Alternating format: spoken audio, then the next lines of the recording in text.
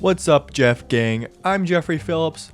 Welcome back to some real stuff with a real guy. Originally, this video was simply going to be about the Kendrick Lamar versus Drake beef, but after I spent days scripting it and hours recording and editing it, I realized something. I am 1 month late to this beef, and everybody and their mamas have already talked about it. Literally everything I talked about in my last recording has already been covered by at least 15 different people. So it's safe to say I'm not making that video anymore. However, something stood out to me while I was making that video that I haven't heard anybody talk about.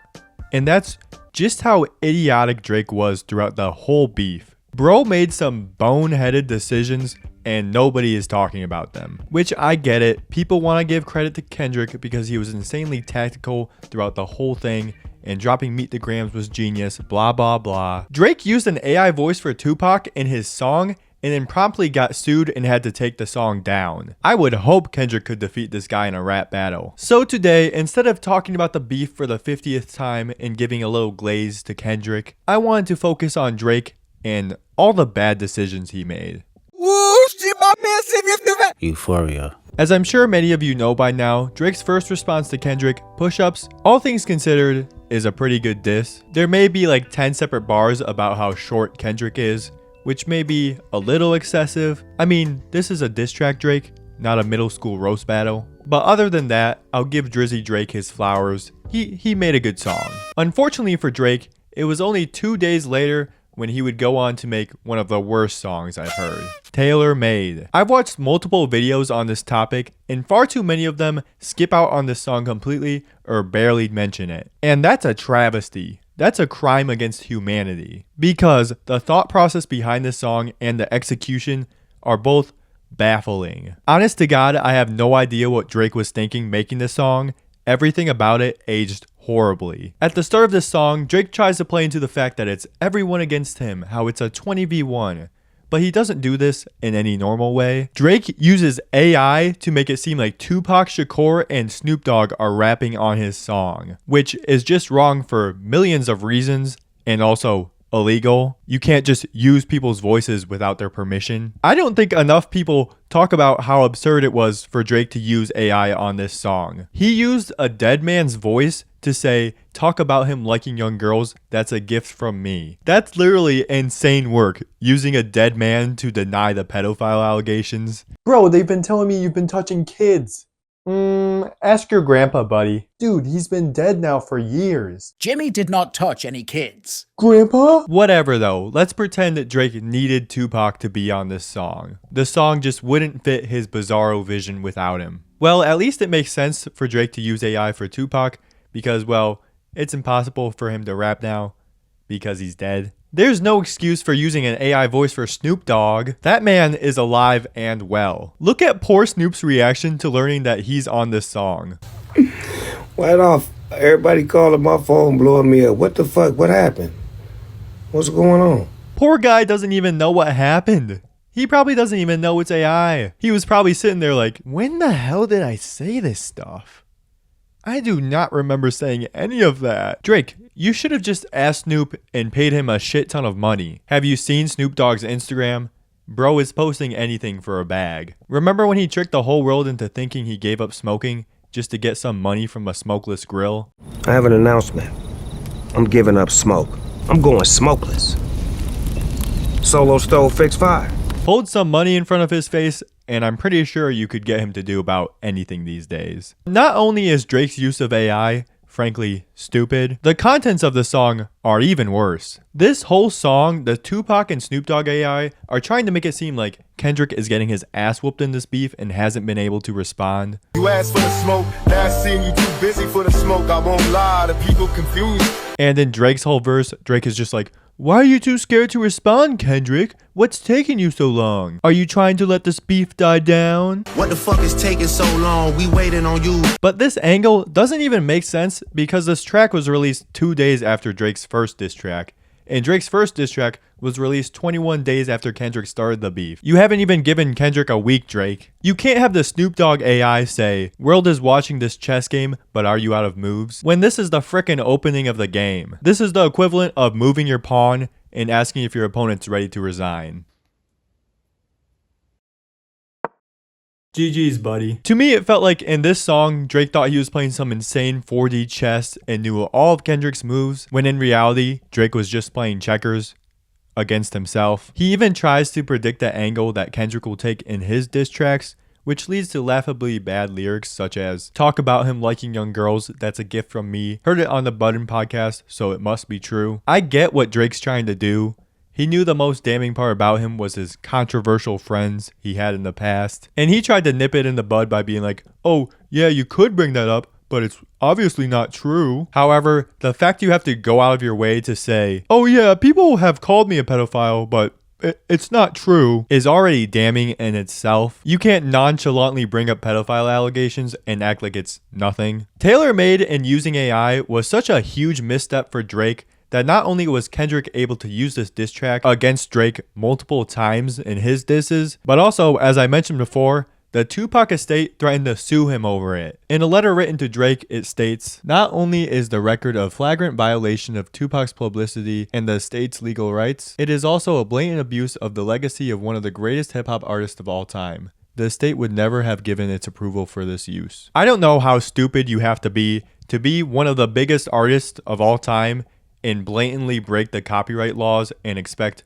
not to get in trouble for it. Did nobody in his team think to warn him about that? And then Drake had the audacity to blame Kendrick Lamar for him getting sued. In his song Family Matters, he rapped, you called the Tupac estate and begged them to sue me and get that shit down. That's like murdering a person in broad daylight in front of millions of people and blaming it on Kendrick when you obviously get arrested for murder. I highly doubt Kendrick even had to ask the Tupac estate, much less beg them. Moving on from the tailor-made diss, Drake wouldn't make his next mistake until May 3rd. If you don't remember that day, a lot of shit happened. Kendrick released a diss, then Drake responded only hours later with his diss, Family Matters, and then Kendrick dropped Meet the Grams only an hour later. I shit myself on May 3rd. I mean, shit went down on May 3rd. Most people may only remember May 3rd as the day that Kendrick effectively ended the beef and won against Drake, as Meet the Grams was a very scathing track on Drake. But to give some credit to Drake, Family Matters is an insanely good track that features Drake rapping at the highest level we've seen from him in a while. And this is sustained over a lengthy 7-minute track with 3 different beat switches. In fact, his verse at the start of the 3rd beat switch was so insanely good that I was losing it when I was listening to it live. Hey, Kendrick is up in his mouth. And I'm about to put my dick in it right now. Then I put it in his ass. Such an absurd thing to say in a diss track, but I can't lie, it goes kinda hard. Hey dude, those are not the real lyrics. What are you talking about, man? I think I know what I heard. No, the real lyrics are, Kendrick just opened his mouth, someone go give him a Grammy right now. You were listening to some AI Sus remix or something. Oh. Now that makes a lot more sense. That's funny because I genuinely was wondering why he would say that, but everybody on Twitter said the song was hype, so I just went with it so nobody thought I was an idiot. But I guess now I look even dumber. Stupid. Okay, actually, this song is pretty good, at least according to Twitter. Honestly, I don't even like it, but people on the internet say it's good, and who am I to disagree with the masses? I'm just a dumbass with a YouTube. But just because the internet says it's good, doesn't mean Family Matters doesn't have some atrocious lyrics. Notably, in the second part of the song, when Drake is dissing The Weeknd, he says, "Weeknd music getting played in all the spots where boys got a little more pride." Hey Drake, what's wrong with that? That better not be homophobia in 2024 I'm seeing, especially 1 month before Pride Month. Be better, Drake. I think you'd be lucky to be played where there's more pride. Also there's, you write about fuck the big 3, it's only Big D and there's video proof. Guys, let's all give a round of applause to Drake because he has a big penis and he showed everybody on the internet. Well done, Drake, well done. Without a doubt, the most embarrassing thing about Family Matters, however, is just how cocky Drake was before releasing it. A few hours before releasing the song, Drake posted on his story caution tape, which I guess was supposed to show that the song would be a murder, it would murder Kendrick. And then right after releasing Family Matters, he posted a picture of an owl looking at a red button, which I guess was supposed to show that this was Drake's red button like a nuke that would destroy Kendrick. And then the man only got an hour of celebration before Meet the Grams was released and everybody was back to clowning him. I'm sure by now most of you guys know the contents of Meet the Grams, but for the uninformed, here's a quick summary. Kendrick accuses Drake of being addicted to pills, addicted to gambling, getting a BBL, and using Ozempic. Then he claims that Drake fetishizes black women. He claims Drake and other industry elites are running a sex trafficking ring. He calls Drake a pedophile, and then he implies that Drake has yet another secret child, this time a daughter. So yeah, pretty scathing track on Drake. Definitely gotta be one of my favorite songs to accuse someone of running a sex trafficking ring. Wish there were more like it out there. Yeah.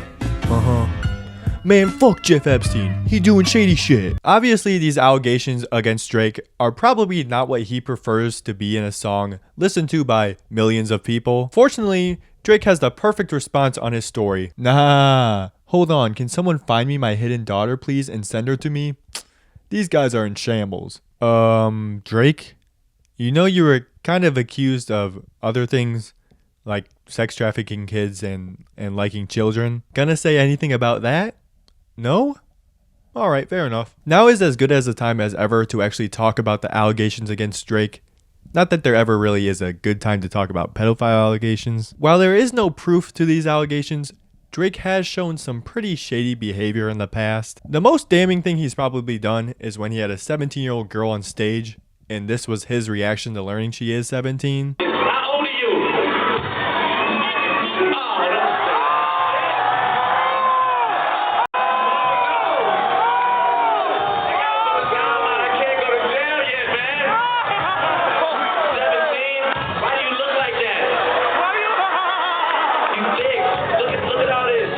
If you got an underage girl on stage and the first thing you do when you hear she's underage is say, "I can't go to jail yet, man. You're 17? Why do you look like that? You thick. You already belong in jail." And then, as if Drake didn't just say, "I don't want to go to jail," he says, "I like the way your breasts feel against my chest," and then kisses her. So that's weird, to say the bare minimum. Another suspicious thing Drake has done is text minors, specifically Millie Bobby Brown. What about your relationship with Drake? Tell me about your friendship. How did this all come about? I love him. We just texted each other the other day and he was like, "I miss you so much." I was like, "I miss you more." What advice does he give you? Like, what does he say? About boys. He helps me. What? Yeah. He's great. He's wonderful. I love him. What's his advice with boys? You know, that stays in the text messages. Texting a 14-year-old when you're 30, pretty weird. Texting her you miss her, even more weird. Giving her advice on boys, alright Drake, you're getting put on a list. Knowing Drake, he'd seem like the last person I'd want giving any advice about boys. He's probably saying some shit like, "Oh guys, they only want one thing, Millie." Me on the other hand, I'm different. Honestly, even if you ignore the fact that he texted her he missed her and is giving boy advice, the fact he is texting a 14-year-old girl at the age of 30 is bad enough. That is something no 30-year-old needs to be doing. Just go fishing or something. Along with those examples, there are many more instances of Drake displaying that pretty weird and suspicious behavior, which were rightfully called into question when Kendrick released Not Like Us. Certified lover boy, certified pedophiles. So now Drake, dealing with multiple serious accusations against him, as well as multiple shady videos of him being shared across the internet, needs a Hail Mary to get people back on his side. And on May 5th, bang! Drake hits a huge 3 to cut the lead down to 42. Drake released the song The Heart Part 6, a song where Drake is being very defensive and basically going through all the allegations against him and saying, "Nuh-uh." The song begins and Drake first says the whole secret daughter thing is fake because it's a story he planted. And then he says even the picture Kendrick used as cover art for Meet the Grams, which depicts Drake's Ozempic bottles and other things, was also planted by him and his team, which I have a few problems with. First of all, you planted fake information about having another kid. What kind of plan is that? Honestly, the fact that everybody believed that you had a fake kid says a lot about your character already. Secondly, no way that's true that you did plant that information. Bro posted on his story the minute Kendrick released Meet the Grams, "Where's my kid?" You can bet your ass if he did actually trick Kendrick, he would have been posting all over Instagram about it. Oh, and also there's literal proof that he didn't plant the picture Kendrick used as cover art. Some guy on Twitter a few days after Drake posted the Heart Part 6 tweeted, "To Mr. Graham, may this photo help jog your memory as to where you were when you discarded those items. The issue in this photo should also jog your memory.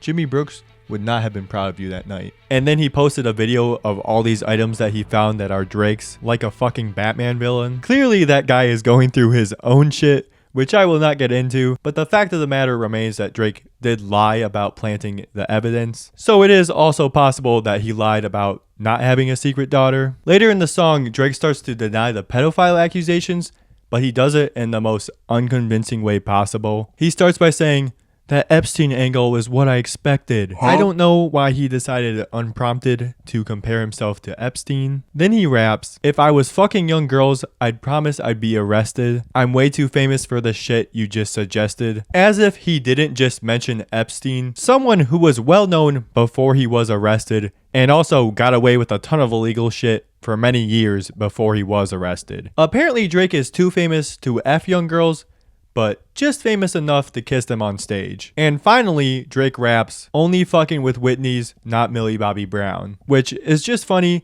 because Kendrick never brought up Millie Bobby Brown once in his songs. Kind of weird just to bring her up unprompted. Not only do these lines do a terrible job of disproving that Drake is a pedo, although I guess there is no good way to deny being a pedophile in a rap song.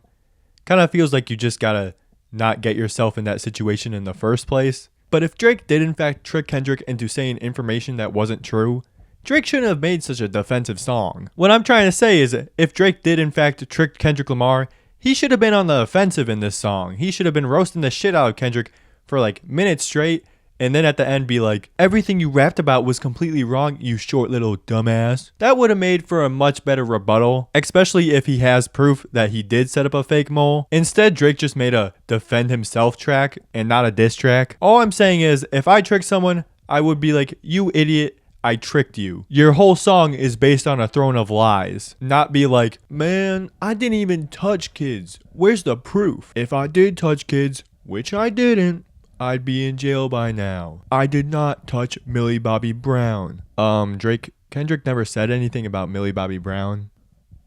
I knew you was gonna say I was on that Epstein shit. I planned it all out. You planned to have people call you a pedophile, Drake? This is a real line Drake raps. "My mom came over today and I was like, mother, mother. Ah, shit. Wait a second. That's that one record where you say you got molested." Excuse me, Drake? What the fuck? Not only is dissing someone for getting touched as a kid frankly horrible, like, what is that? When it comes to kids, Drake, don't get vocal. When you were a kid, I heard you were touched by Jared Fogle. It's also just not true at all. The whole point of the song Drake is referencing, Mother I Sober, is Kendrick wasn't touched as a kid, but nobody in his family believed him. And it's not like you had to read in between the lines to figure it out. Kendrick spells it out pretty clearly in the song. So not only was Drake's diss a very low blow, but it was also just plain wrong. And don't even get me started on the outro of this track. Fuck, man. Once again, Drake makes it a point to let everybody know that he's the nonchalant king, and he just starts talking to us at the end of the song. I'm not gonna lie, this shit was some good exercise. Like, it's good to get out, get the pen working. He's just like, "Oh, that was a good rap, Kendrick. Unfortunately, none of it's true. Let me know when you get to the facts. That was a good warm-up, though." Drake, this is a diss track, not a nonchalant track. You don't get extra points for acting like you're above it all. This is seriously something that has annoyed me ever since his first track. Drake has been unable to take any of this seriously. Every single track up until his last one, he makes a point just to be like, "Oh, I'm not even trying that hard. I don't even care that much." It's like he's standing up in front of God as God lists out all the horrible things Drake has done, and Drake is just acting like it's nothing at all. It says here that you touch kids. It's not that deep, man. If I did, I'd be in jail by now. You realize I know everything that you've done? Why not in jail then? It genuinely makes me angry, especially since this was the last song of the beef, and he's acting like the game is just about to start. Bro, the game's over. You lost by 50. The most embarrassing part about this song is when Drake posted it, He wrote in the caption, "The Heart Part 6 out now. And we know you're dropping 6 minutes after, so instead of posting my address, you have a lot to address." Clearly expecting Kendrick to respond, and Kendrick never responded. Drake thought he was a mastermind beating Kendrick in chess, and bro lost 5 moves ago. But what if I do this?